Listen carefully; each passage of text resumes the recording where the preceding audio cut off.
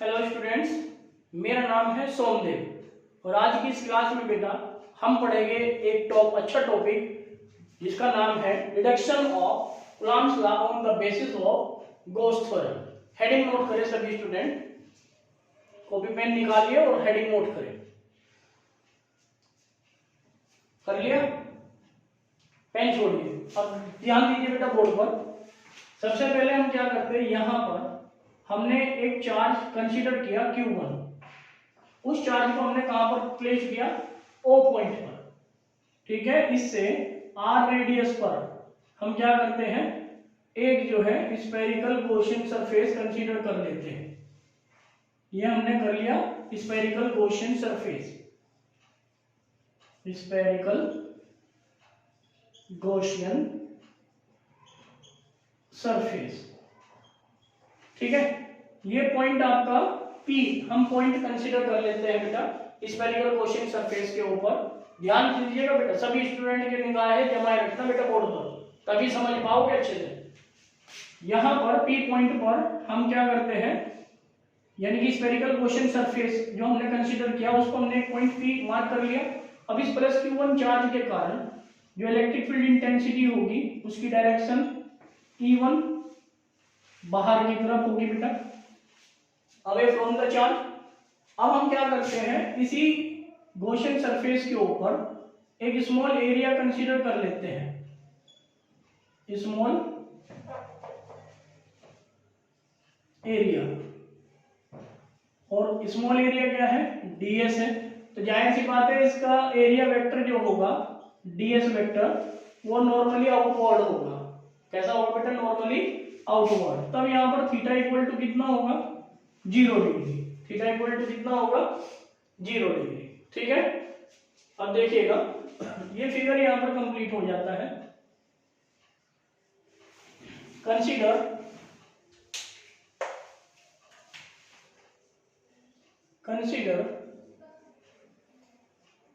a charge plus Q1 is placed at point O as shown in figure। हमने यहां पर एक charge plus Q1 जो है कंसीडर किया है बेटा, जो कि O पॉइंट पर रखा हुआ है। क्लियर हो गई बात? We assume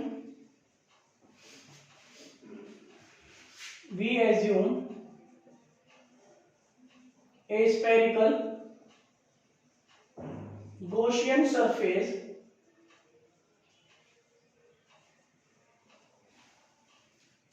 of radius small r around the charge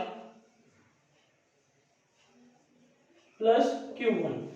इस चार्ज Q1 के अराउंड हमने क्या किया बेटा, एक स्फेरिकल गॉसियन सरफेस मान लिया। ठीक है, तब यहां पर we assume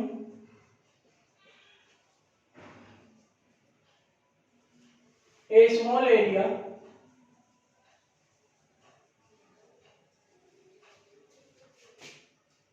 ds on the Gaussian surface. इस गॉसियन सरफेस के ऊपर हमने एक स्मॉल एरिया बेटा कंसीडर कर लिया जो कि कितना है? ds है। ठीक है, तब यहां पर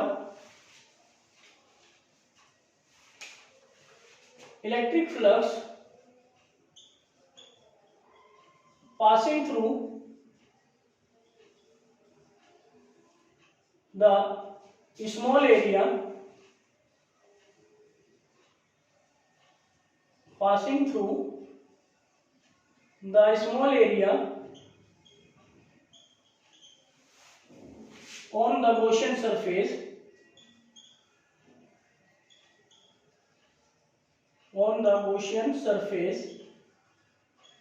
अब क्योंकि स्मॉल एरिया आप कंसीडर कर रहे हैं बेटा, तो स्मॉल एरिया के कारण जो इलेक्ट्रिक फ्लक्स होगा वो भी स्मॉल ही होगा। अब यहां से इलेक्ट्रिक फ्लक्स हम लिख सकते हैं phi e इक्वल टू, ये d phi e equal to E vector dot ds vector. क्या लिखा जा सकता है? E vector dot ds vector, और इसको हम लिख सकते हैं यहां पर d phi e equal to E ds cos theta. और क्योंकि यहाँ पर आप देख रहे हैं बेटा थीटा की जो वैल्यू है वो कितनी है 0, तब यहां से हम लिख सकते हैं ई ds cos 0 डिग्री। cos 0 की वैल्यू सभी जानते हैं 1 होती है, ठीक है। तो cos 0 की वैल्यू 1 रखोगे तो यहां से क्या आ जाएगा, ये आपका ई ds आ जाएगा। समझ आ गया यहाँ तक? अभी लिखेगा कोई नहीं बेटा, ध्यान से समझते रहे। अब इसके बाद लिखेगा total electric flux passing through the Gaussian surface, यहां पर कर लीजिएगा spherical Gaussian surface, spherical Gaussian surface. अब total electric flux passing through the spherical Gaussian surface, तो यहां पर क्या करोगे बेटा, इंटीग्रेशन कर दोगे आप D phi E equal to, यहां भाई आपका जो है क्लोज इंटीग्रेशन होगा ई डी एस, ठीक है। अब यहां से डी फाई ई को हम क्या लिख सकते हैं बेटा, चलिए इसको हम जो है थोड़ा सा और फर्दर आगे देखेंगे, प्रोसीड करते हैं। ई बाहर आ जाएगा, क्लोज इंटीग्रेशन ds लिखा जा सकता है, ठीक है। बट जो यहां पर क्लोज इंटीग्रेशन ds है बेटा, वो क्या है, area of spherical Gaussian surface, area of spherical Gaussian surface, और ये कितना होता है 4 पाई आर स्क्वायर, कितना होता है 4 पाई आर स्क्वायर। तब यहां से हम लिख सकते हैं, ये तो आपका हो गया phi E equal to E multiply 4 pi are square, इसको आप इक्वेशन फर्स्ट कह दीजिएगा। ये बात यहां तक समझ आ गई सभी को, ठीक है। इसके बाद आपको क्या करना है, according to Gauss theorem, Gauss theorem के अकॉर्डिंग क्या है बेटा कि जो फ्लक्स होता है वो Q अपॉन एप्सिलॉन नॉट के इक्वल होता है। अब क्योंकि यहाँ पर जो चार्ज है वो आपका Q1 है, तो इसलिए यहाँ पर क्या आ जाएगा Q1 अपॉन एप्सिलॉन नॉट आ जाएगा। ये इक्वेशन 2 होगी, ठीक है। तो equating equation first and second से हम यहाँ पर कह सकते हैं equating equation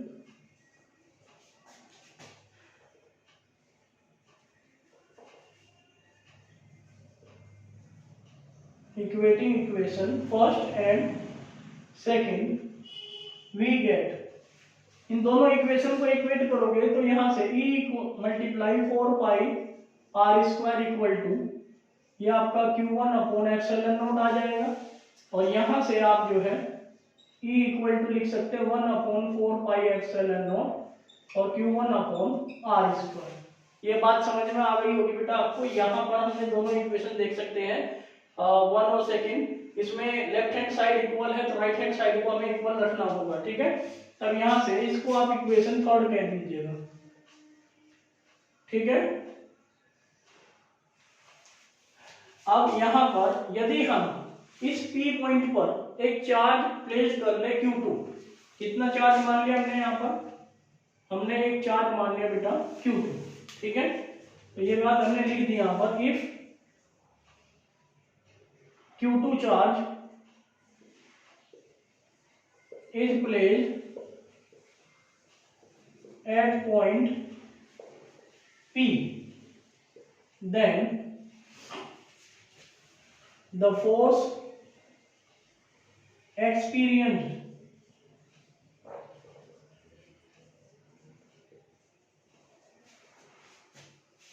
by the electric field